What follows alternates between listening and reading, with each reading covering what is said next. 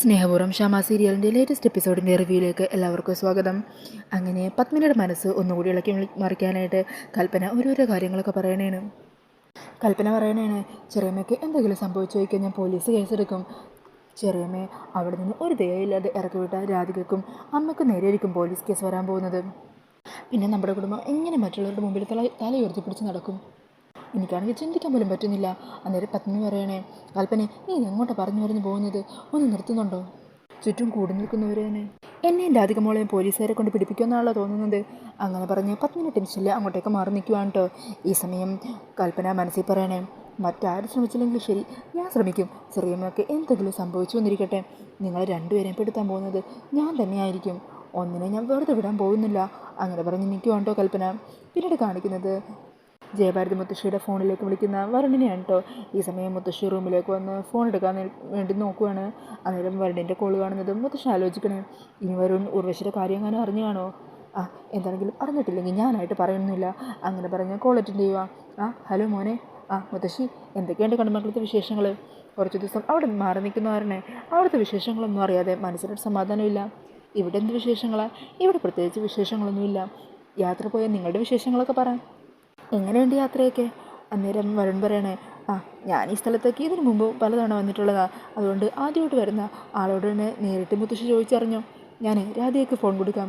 അങ്ങനെ വരുൺ രാധികയുടെ കയ്യിലേക്ക് ഫോൺ കൊടുക്കുവാണ്ട്. ഈ സമയം രാധിക മുത്തശ്ശിയോട് സംസാരിക്കണേ, മോളെ, എങ്ങനെയുണ്ടായിരുന്നു യാത്രയൊക്കെ? മോൾക്ക് ഇഷ്ടപ്പെട്ടോ?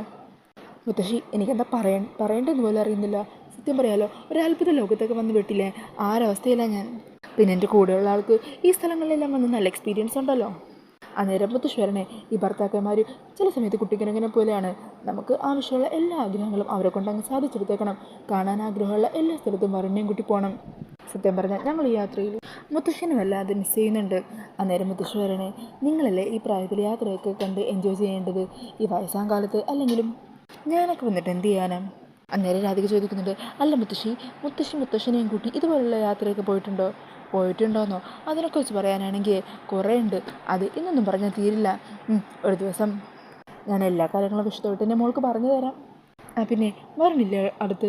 എനിക്കൊരു കാര്യം സംസാരിക്കാനുണ്ട്. ഉണ്ട് മുത്തശ്ശി, ഞാൻ ആ സ്പീക്കറിലിടാം. അങ്ങനെ പറഞ്ഞ് രാധിക ഫോൺ സ്പീക്കറിലിടുവാണ്. ഈ സമയം മുത്തശ്ശി വരണേ, അതെ, എനിക്ക് ഒരു പ്രധാനപ്പെട്ട കാര്യം പറയാനുണ്ട്, പ്രിയങ്കയെക്കുറിച്ചാണ്. അന്നേരം വരും ചോദിക്കണേ, എന്ത് പറ്റി? അവൾ എന്തെങ്കിലും പ്രശ്നം ഉണ്ടാക്കിയോ അമ്മേ? ഏയ്, പ്രിയങ്ക ഒരു പ്രശ്നം ഉണ്ടാക്കിയില്ല. നിങ്ങളിവിടെ തിരിച്ചു എത്തുന്നതിന് മുമ്പ് പ്രിയങ്കയെ ഞാൻ ഇവിടെ നിന്ന് പറഞ്ഞു വിടും. അതെങ്ങനെ? അതൊക്കെയുണ്ട്. അവളിവിടേക്ക് തിരിച്ചു വന്നത് മുതൽ എൻ്റെ മനസ്സിനൊരു സമാധാനമില്ല. എൻ്റെ കുട്ടികളുടെ സമാധാനം നഷ്ടപ്പെടുത്താൻ ഞാൻ ആരെയും അനുവദിക്കുകയില്ല. അതുകൊണ്ട് എത്രയും വേഗം അവളെ ഇവിടെ നിന്ന് ഞാൻ പറഞ്ഞു വിടും. എന്താണെങ്കിലും നിങ്ങൾ നിങ്ങളുടെ യാത്ര എൻജോയ് ചെയ്യും. അങ്ങനെ പറഞ്ഞ് മുത്തശ്ശി ഫോൺ കട്ട് ചെയ്യുവാണ്. ഈ സമയം രാധിക ആലോചിക്കണേ, എന്നാലും മുത്തശ്ശി എങ്ങനെയായിരിക്കും പ്രിയങ്ക അവിടെ നിന്ന് പറഞ്ഞു വിടാൻ പോകുന്നത്? അതെങ്ങനെയാണെന്നൊന്നും എനിക്കറിയില്ല. എന്താണെങ്കിലും ചെറിയമ്മയും കൽപ്പന എടുക്കുകയൊക്കെ ചെയ്യുന്നത് പോലെയുള്ള ചീപ്പ് രീതിയിലൂടെ ആയിരിക്കില്ല മുത്തശ്ശി ഒരാളെ പുറത്താക്കുന്നതെങ്കിൽ അത് വളരെ ന്യായമായിട്ട് തന്നെയായിരിക്കും. താനെന്താണെങ്കിലും അതിനെക്കുറിച്ച് ആലോചിച്ച് മനസ്സ് വിഷമിപ്പിക്കാൻ നിൽക്കേണ്ട. ഈ സമയം രാധ പറയുന്നുണ്ട്, എന്നാലും പ്രിയങ്കയുടെ കാര്യം ഓർക്കുമ്പോൾ അന്നേരം പറയണേ, അതെ, പ്രിയങ്കയുടെ കാര്യമൊക്കെ അവിടെ മാറ്റി വെച്ചേക്ക്. ഈ യാത്രയിൽ അതൊന്നും എടുക്കാൻ ഞാൻ ഉദ്ദേശിച്ചിട്ടില്ല. താമ, നമുക്കിന്ന് സ്വിമ്മിംഗ് പൂളിലേക്ക് പോകാം. സ്വിമ്മിംഗ് പൂളിലോ? അതെ, ഇന്ന് ഫുള്ള് നമ്മൾ പൂളിലാണ് ചിലവഴിക്കാൻ പോകുന്നത്. അയ്യേ, പൂളിൽ ഓരോ പെണ്ണുങ്ങളൊക്കെ ഇട്ടുകൊണ്ട് വരുന്ന ഡ്രസ്സ് കാണണം. എനിക്കതൊക്കെ TV കാണുമ്പോൾ തന്നെ എന്തോ പോലെയാണ്. എടോ, താൻ അങ്ങനത്തെ ഡ്രസ്സ് ഇട്ടില്ലെങ്കിൽ വേണ്ട, അതിനൊന്നും ഞാൻ നിർബന്ധിക്കില്ല. തനിക്ക് കംഫർട്ടബിളായിട്ടുള്ള സാധാരണ ഏതെങ്കിലും ഡ്രസ്സ് ഇട്ടാൽ മതിയോ? അങ്ങനെ മതിയെന്നേ. ഇനി അതിന് വേറെ ആരുടെയെങ്കിലും അനുവാദം മേടിക്കണമെങ്കിൽ ഞാൻ തന്നെ മേടിച്ചോളാം. താൻ വേഗം വാ. പിന്നീട് കാണിക്കുന്നത് ബെഞ്ചമിൻ പൂളിൻ്റെ അവിടെ ഒരു ഇലക്ട്രിക് വയറുമായിട്ട് സൈഡിൽ പമ്മി നിൽക്കുന്നതാണ് കേട്ടോ. ഈ സമയത്ത് വരുണിൻ്റെ അധികം പൂളിൻ്റെ അങ്ങോട്ടേക്ക് നടന്നു വരുന്നത് ബെഞ്ചമിൻ കാണുവാണ്. അത് കാണുന്നതും ബെഞ്ചമിൻ അവിടെയുള്ള ആൾക്കാരുടെ കണ്ണിപ്പെടാതെ പമ്മി ആ പൂളിൻ്റെ ഉള്ളിലേക്ക് ആ ഇലക്ട്രിക് വയർ ഇടുവാണ്. അങ്ങനെ രാധിക പൂളിലേക്ക് ഇറങ്ങുന്നതും ഇലക്ട്രിക് ഷോക്ക് അടിച്ച് മരിക്കണം, ആ ഒരു പ്ലാനോട് കൂടിയാണ് ബെഞ്ചമിൻ ഇതെല്ലാം ആസൂത്രണം ചെയ്തിരിക്കുന്നത്. അങ്ങനെ ആ വയലവിട്ടതിന് ശേഷം ബെഞ്ചമിനോട് മതിലിൻ്റെ അവിടെ തന്നെ പോയി മറിഞ്ഞു നിൽക്കുവാണ്. ഈ സമയം വരുണിൻ്റെ അധികം കൂടി ഒരുമിച്ച് പൂളിൻ്റെ അരികെ വന്ന് നിൽക്കുവാണ്. അന്നേരം വരുണിൻ്റെ പെട്ടെന്നൊരു കോൾ വരുവാ. ആണോ? ഞാൻ ഇപ്പം തന്നെ വരാം. അങ്ങനെ പറഞ്ഞ് വരുൺ കോൾ കട്ട് ചെയ്യുക. എന്നിട്ട് പറയണേ, എടോ, ഓഫീസിലെ ചെറിയൊരു ഇഷ്യൂ, ഞാൻ ലാപ്ടോപ്പ് ഒന്ന് ഓണാക്കിയിട്ട് അത് സോൾവ് ചെയ്തിട്ട് ഇപ്പം തന്നെ വരാം. അയ്യോ, എന്നാൽ പിന്നെ ഞാനും വരൻ്റെ കൂടെ വരാം. എടോ, താൻ വരണ്ട, താൻ ഇവിടെ പൂളിലേക്ക് ഇറങ്ങിക്കോ. ഞാനൊരു 2-3 മിനിറ്റ് അതിനുള്ളിൽ തന്നെ തിരിച്ചു വന്നേക്കാം. അങ്ങനെ പറഞ്ഞ് വരൻ അവിടെ നിന്ന് പോകുവാണ് കേട്ടോ. ഈ സമയം രാധിക പൂളിലേക്ക് ഇങ്ങനെ നോക്കി അവിടെയൊക്കെ ചുറ്റും നോക്കി ഭംഗിയൊക്കെ ആസ്വദിച്ച് നിൽക്കുവാണ്. അന്നേരം ബെഞ്ചമിനാണെങ്കിൽ രാധികയെ തന്നെ ഇങ്ങനെ നോക്കിക്കൊണ്ടിരിക്കുമായിരിക്കും. രാധിക പൂളിലേക്ക് ഇറങ്ങി അവൾ ഷോക്ക് അടിച്ച് ചാവുന്ന അടുത്ത നിമിഷം അത് സ്വപ്നം കണ്ട് നേരെ കണ്ട് ആസ്വദിക്കാനായിട്ട് നിൽക്കുവാണ് ബെഞ്ചമിൻ.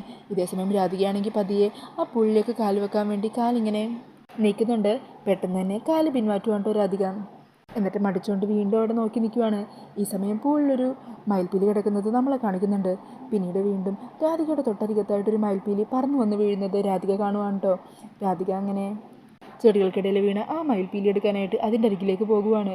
ബെഞ്ചമിനാണെങ്കിൽ ഇതുകൊണ്ട് ദേഷ്യത്തിൽ നോക്കിക്കൊണ്ട് നിൽക്കുമായിരിക്കും. അങ്ങനെ രാധിക അതിൻ്റെ അരികിലെത്തുന്നതും ആ മയിൽപ്പീലി വീണ്ടും അവിടെ നിന്ന് പറന്ന് കുറച്ചും കൂടി ദൂരേക്ക് പോകുവാണ്. ഈ സമയം രാധിക അത് പിടിക്കാനായിട്ട് അതിൻ്റെ പിന്നാലെ പോകുന്നുണ്ട്. രാധിക അങ്ങനെ അവിടെ നിന്നും പോയതക്കത്തിന് പൂളിലേക്ക് ചാടാനായിട്ട് ഒരു പയ്യൻ വരുവാണ് കേട്ടോ.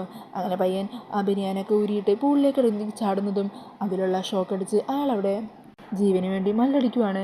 ഈ സമയം ഇത് കാണുന്ന ബെഞ്ചമിൻ വേഗം തന്നെ പൂളിൽ കിടക്കുന്ന ആ വയറൊക്കെ അയാൾ കാണാതെ എടുത്തു മാറ്റുവാണ് കേട്ടോ. എന്നിട്ട് അവിടെ മറഞ്ഞു നിൽക്കുവാണ്. ഈ സമയം അയാളവിടെ മരണത്തോട് മല്ലടിക്കുന്ന ആ കാഴ്ച കാണുന്നതും ഒരു സെക്യൂരിറ്റി അങ്ങോട്ടേക്ക് ഓടി വരുവാണ്. എന്നിട്ട് അവരെല്ലാവരും ചേർന്ന് അയാളെ പൊക്കി കരയിലേക്ക് കിടത്തുവാണ് കേട്ടോ. ഈ സമയം അവിടുത്തെ മാനേജറും വരുണും എല്ലാം അങ്ങോട്ടേക്ക് ഓടി വരുമായിരിക്കും. ഈ സമയം അങ്ങോട്ടേക്ക് വന്ന് വരൻ എന്താ കാര്യം എന്ന് അന്വേഷിക്കുന്നുണ്ട്. അന്നേരം അവിടുത്തെ മാനേജർ പറയണേ ഇയാൾ പൂളിലേക്ക് ഇറങ്ങിയതാ, പൂളിൽ ഷോക്കുണ്ടായിരുന്നു, അങ്ങനെ ഷോക്കേറ്റ് ആകെ തളർന്ന് കിടക്കുവാണ്, എന്താ പറ്റിയെന്നറിയില്ല, എന്നാണെങ്കിലും ഉടനെ തന്നെ ഇതിൻ്റെ കാര്യങ്ങളൊന്ന് ചെക്ക് ചെയ്യണം, എങ്ങനെയുടെ ഷോക്കേറ്റ് എന്നുള്ള കാര്യം അന്വേഷിക്കണം. അങ്ങനെയൊക്കെ പറഞ്ഞ് അയാൾ ആ പയ്യനെ എത്രയും വേഗം ഹോസ്പിറ്റലിലേക്ക് കൊണ്ടുപോകാൻ വേണ്ടി റെഡിയാക്കുവാണ്.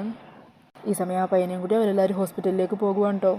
അന്നേരം വരണാണെങ്കിൽ അവിടെ എല്ലാം രാധികയെ നോക്കുവാണ്. രാധിക രാധിക എന്നും പറഞ്ഞ് വരണ അവിടെയെല്ലാം വിളിച്ച് അന്വേഷിക്കുവാണ്. രാധികയെ കാണാതെ വരണാണെങ്കിൽ വല്ലാതെ ടെൻഷനാകുകയും രാധിക എന്തെങ്കിലും സംഭവിച്ചെന്ന് വിചാരിച്ച് പേടിക്കുകയും ചെയ്യുവാണ് കേട്ടോ. അങ്ങനെ വരണാണെങ്കിൽ അവിടെയെല്ലാം നോക്കി നടക്കുമ്പോഴായിരിക്കോട്ടോ രാധിക കുറച്ചങ്ങ് നീങ്ങി നിൽക്കുന്നത് കാണുന്നത്. അങ്ങനെ വരുൺ ഓടി രാധികയുടെ അരികിലേക്ക് ചെല്ലുവാണ്. ഇതെല്ലാം ബെഞ്ചമിനും നോക്കി കാണുന്നുണ്ട് കേട്ടോ. രാധിക തനിവിടെ വന്ന് നിൽക്കുമായിരുന്നു, ഞാൻ ആ പൂളിൻ്റെ അവിടെയെല്ലാം എന്തോരം നോക്കിയെന്നറിയോ. അന്നേരം വരുണിനോട് രാധിക പറഞ്ഞേ വരുൺ അത് പിന്നെ ഞാൻ പൂളിലിറങ്ങാൻ പോയതായിരുന്നു, പെട്ടെന്ന് ഈ ഒരു മയിൽപ്പീലി അങ്ങോട്ടേക്ക് പറന്നു വന്നാണ് കണ്ടത്, എവിടെ നിന്നാണെന്നറിയില്ല, ഞാനത് എടുക്കാനായിട്ട് അരികിലേക്ക് പോയപ്പോഴേക്കും ഇതവിടെ നിന്ന് വീണ്ടും കുറച്ചും കൂടി ദൂരേക്ക് പറന്നു വന്നു, അപ്പോൾ ഞാനതെടുക്കാൻ വേണ്ടി നീങ്ങിയതാ. എന്തുപറ്റി എടോ, എന്താണെങ്കിലും താൻ വിശ്വസിക്കുന്ന ഭഗവാനുണ്ടല്ലോ, അത് ശക്തിയുള്ളത് തന്നെയാ, ആ ഭഗവാനാ തന്നെ ഇപ്പോൾ രക്ഷിച്ചത്. എന്താ വരുൺ, എന്താ അങ്ങനെ പറഞ്ഞത്? അന്നേരം വരുൺ പറയണേ എടോ, താനിപ്പോൾ ഈ മയിൽപ്പീലി എടുക്കാനായിട്ട് അവിടെ നിന്ന് മാറിയല്ലോ, അത് സത്യം പറഞ്ഞാൽ ഭഗവാൻ തന്നെ തനിക്ക് തന്നൊരു സന്ദേശമാണ്, തന്നെ മനഃപൂർവ്വം ആ പൂളിൻ്റെ അവിടെ നിന്ന് മാറ്റാനായിട്ട്. താൻ ഇവിടെ നിന്ന് മാറിയതും ഒരു പയ്യൻ ആ പൂളിലേക്ക് എടുത്ത് ചാടി, പൂളിൽ ഇലക്ട്രിക് ഷോക്ക് ഉണ്ടായിരുന്നു, ഷോക്കേറ്റ് അയാൾ ഗുരുതരാവസ്ഥയിലായിപ്പോൾ. അത് കേൾക്കുന്നതും രാധിക ഞെട്ടുവാണ്. അന്നേരം പറഞ്ഞു രാധികയെ ചേർത്ത് പിടിച്ചിട്ട് പറയണേ തൻ്റെ കൂടെ ഭഗവാനുണ്ട്, ആ ഭഗവാൻ നമ്മുടെ കൂടെ ഈ യാത്രയിൽ തനിക്ക് തുണയായിട്ടുണ്ട്, അതാണ് എല്ലാ ആപത്തിൽ നിന്നും തന്നെ ഇങ്ങനെ രക്ഷിക്കുന്നത്. അങ്ങനെ പറഞ്ഞ് രാധികയെ ചേർത്ത് പിടിക്കുവാണ് കേട്ടോ. രാധികയും അത് കേട്ട് ചെറിയൊരു പേടിയോടെ വരുണിനെ മുറുകെ ചേർത്ത് പിടിക്കുന്നുണ്ട്. അപ്പോൾ ഇതെല്ലാം കണ്ട് ദേഷ്യത്തിൽ ആ പ്ലാനും ചീറ്റിയ സങ്കടത്തിൽ നിൽക്കുവാണ് കേട്ടോ ബെഞ്ചമിൻ. പിന്നീട് കാണിക്കുന്നത് ഹോസ്പിറ്റലാണ്. അവിടേക്ക് ഒരു നേഴ്സ് വന്നിട്ട് പത്നിയോടും സൂര്യയോടും ഒക്കെ പറയണേ അതെ നിങ്ങളുടെ പേഷ്യൻ്റെ കണ്ണ് തുറന്നിട്ടുണ്ട്. ആണോ സിസ്റ്റർ? അല്ല ഞങ്ങൾക്ക് ഡോക്ടറെ ഒന്ന് കാണാൻ പറ്റുമോ? പിന്നെന്താ ഡോക്ടർ അകത്തുണ്ട്, വന്നോളൂ. അങ്ങനെ അവർ ഡോക്ടറെ കാണാനായിട്ട് അരികിലെത്തുവാണ്. ഡോക്ടറെ കാണുന്ന സംസാരിക്കുകയാണ് കേട്ടോ. ആ സമയം ഡോക്ടർ പറയണേ ആ പേടിക്കാനൊന്നുമില്ല, അങ്ങനെ ദൈവഭാഗ്യത്തിൽ ഉർവശി ഇപ്പോൾ അപകടനിലയൊക്കെ തരണം ചെയ്തിട്ടുണ്ട്, കണ്ണു തുറന്നിട്ടുണ്ട്, നിങ്ങൾക്ക് വേണമെങ്കിൽ ചെന്ന് കാണാം, പിന്നെ അധികം സംസാരിപ്പിക്കുകയൊന്നും വേണ്ട. അങ്ങനെ അവർ ഉർവശിയെ കാണാനായിട്ട് ചെല്ലുവാണ് കേട്ടോ. ഈ സമയം ഉർവശി ചെറിയൊരു മയക്കത്തിലായിരിക്കും. അന്നേരം പത്മിനി വിളിക്കുമ്പോഴേക്കും ഉർവശി കണ്ണു തുറക്കുക. അന്നേരം പത്മിനി ചോദിക്കണേ ഉർവശി എന്താ നീ കാണിച്ചത്? നീ എന്തിനാ വിഷം കഴിച്ച് ആത്മഹത്യ ചെയ്യാൻ ശ്രമിച്ചത്? എങ്ങനെയാണ് നീ കടുമംഗലത്തെത്തിയത്? ഞങ്ങൾ വന്ന് നോക്കുമ്പോൾ കാണുന്നത് ഗാർഡനിൽ കിടക്കുന്ന നിന്നെയാ. നീ എപ്പോഴാണ് അവിടെ എത്തിയത്? എന്താ നിനക്ക് സംഭവിച്ചത്? ഈ സമയം ഉർവശിയാണെങ്കിൽ എന്താ പറ്റിയത്, എന്താ പറയേണ്ടതെന്നറിയാതെ അന്തിച്ച് നിൽക്കുവാണ്. അന്നേരം കൽപ്പന പറയണേ ചെറിയമ്മക്ക് അമ്മയും വീട്ടിലുള്ള എല്ലാവരും ചേർന്ന് ചെറിയമ്മ കണിമംഗലത്ത് നിന്ന് ഇറക്കി വിട്ടപ്പോൾ സങ്കടമായി കാണുമല്ലേ. കണിമംഗലത്ത് നിന്ന് ഇറങ്ങിയതോടെ മറ്റൊരാശ്രയമില്ലാത്ത ചെറിയമ്മയ്ക്ക് മുമ്പിൽ ജീവിതം അവസാനിപ്പിക്കുക എന്നൊരു ഒറ്റ കാര്യം മാത്രമായിരിക്കുമല്ലേ മുമ്പിലുള്ളത്. അതാണല്ലേ ചെറിയമ്മ ഇങ്ങനൊരു അബദ്ധം കാണിച്ചത്. ഈ സമയം കൽപ്പന പറയുന്ന ആ കാര്യങ്ങളൊക്കെ കേട്ട് അതേ സിമ്പതി ട്രാക്ക് പിടിക്കുക എന്ന് ഉർവശിയും വിചാരിക്കുവാണ്. അന്നേരം ഉർവശി പറയണേ അത് ഞാൻ എൻ്റെ ജീവിതം അവസാനിപ്പിക്കാമെന്ന് എന്നെ വിചാരിച്ചത്, എല്ലാം നഷ്ടപ്പെട്ട് ഞാൻ പിന്നെ എന്തിനാ ഇങ്ങനെ ജീവിക്കുന്നത്? ചന്ദ്രട്ടനും ഗൗതമൊക്കെ ഓരോന്നൊക്കെ പറയുമ്പോൾ അതനുസരിച്ച് അവരുടെ കൂടെ നിന്നിരുന്നു. പലതിനും കുടുംബത്തെ ദ്രോഹിക്കാനായിട്ട് ഞാനും കൂട്ടുനിന്നു. എൻ്റെ ഭാഗത്തുനിന്നും മോശമായിട്ടുള്ള പ്രവൃത്തികൾ ഉണ്ടായിട്ടുണ്ട്. വലിയ തെറ്റുകൾ തന്നെയാണ് നമ്മുടെ കുടുംബത്തോട് ഞാൻ ചെയ്തിട്ടുള്ളത്. അവിടെ ജീവിക്കാൻ പോലും അർഹത എനിക്കില്ല. മനുഷ്യരായ തെറ്റ് പറ്റുമല്ലോ. അവിടെ നിന്ന് പുറത്തേക്ക് ഇറങ്ങിയപ്പോഴാണ് ഞാൻ ചെയ്ത തെറ്റുകളുടെ ആ വലിയ കുടുംബത്തിൽ നിന്നും ഇറങ്ങിയതിന് ശേഷമുള്ള ഒറ്റപ്പെടലിൻ്റെ സങ്കടം എനിക്ക് മനസ്സിലായത്. ഞാൻ ചെയ്ത പ്രവൃത്തിയുടെ ഫലമായിട്ട് തന്നെ ഞാൻ പുറത്തേക്ക് ഇറങ്ങിയത്. പക്ഷേ അവിടെ നിന്ന് പുറത്ത് എനിക്കൊരു ആശ്രയം പോലും ഇല്ലാതെ ഞാൻ അലയേണ്ടി വന്നപ്പോൾ എൻ്റെ മുമ്പിൽ എൻ്റെ ജീവിതം അവസാനിപ്പിക്കുകയല്ലാതെ മറ്റൊരു മാർഗ്ഗം ഉണ്ടായില്ല ഏട്ടത്തി. അവിടെ നിന്ന് പലർക്കും ഞാൻ ദ്രോഹങ്ങൾ ചെയ്തിട്ടുണ്ട്. എങ്കിലും ആ കുടുംബത്തിലുള്ള എല്ലാവരോടും എനിക്ക് സ്നേഹം മാത്രമേ ഉണ്ടായിട്ടുള്ളൂ. ഇനിയൊരു ആശ്രയം ഇല്ലാതെ, ഇനിയൊരു ജീവിതം ഇല്ലാതെ ഞാൻ പുറത്തേക്ക് ഇറങ്ങിയപ്പോൾ എനിക്ക് മറ്റെന്താ ചെയ്യേണ്ടതെന്ന് അറിയില്ലായിരുന്നു. അതാ എൻ്റെ ജീവിതം തന്നെ അവസാനിപ്പിക്കാൻ തീരുമാനിച്ചതും. എന്തിനാ എന്നെ വീണ്ടും ജീവിതത്തിലേക്ക് തിരികെ കൊണ്ടുവന്നത്? ഇവിടെ കൊണ്ടുവന്നപ്പോൾ തന്നെ എന്നെ അങ്ങ് കൊന്നുകളയാനായിട്ട് ആ ഡോക്ടേഴ്സിനോട് പറഞ്ഞുകൂടായിരുന്നു? വലിയ പാപമല്ലേ എല്ലാവരോടും ഞാൻ ചെയ്തത്? അങ്ങനെയൊക്കെ പറഞ്ഞ് കരഞ്ഞ് അവരുടെ സിമ്പതി വാങ്ങുവാണ് കേട്ടോ. ഈ സമയം ഇത് കണ്ട് കൽപ്പന സന്തോഷത്തോടെ ചെറിയമ്മയെ കണ്ണടച്ച് കാണിക്കുവാണ്. അന്നേരം ഉർവശി പത്മിനിക്ക് മുമ്പിൽ കൂപ്പിയ കൈകളോട് നിന്ന് പറയണേ, ഏട്ടത്തിയോടും നമ്മുടെ കുടുംബത്തിലെ എല്ലാവരോടും ഞാൻ ചെയ്ത തെറ്റുകൾക്ക് എല്ലാം ഞാൻ മാപ്പ് പറയുക, എന്നോട് ക്ഷമിക്കണം ഏട്ടത്തി. അങ്ങനെ പറഞ്ഞ് കരഞ്ഞുകൊണ്ട് നിൽക്കുന്ന ഉർവശിയെ കാണിച്ചുകൊണ്ടാണ് കേട്ടോ എപ്പിസോഡ് തീരുന്നത്. അപ്പോൾ ഈ ഒരു റിവ്യൂ ഇഷ്ടമായിട്ടുണ്ടെങ്കിൽ മറക്കാതെ വീഡിയോ ഒന്ന് ലൈക്ക് ചെയ്യണേ. ഇതുപോലുള്ള കൂടുതൽ റിവ്യൂസിനായിട്ട് ഈ ചാനലൊന്ന് സബ്സ്ക്രൈബ് ചെയ്തും കൂടി സപ്പോർട്ട് ചെയ്യണേ. താങ്ക്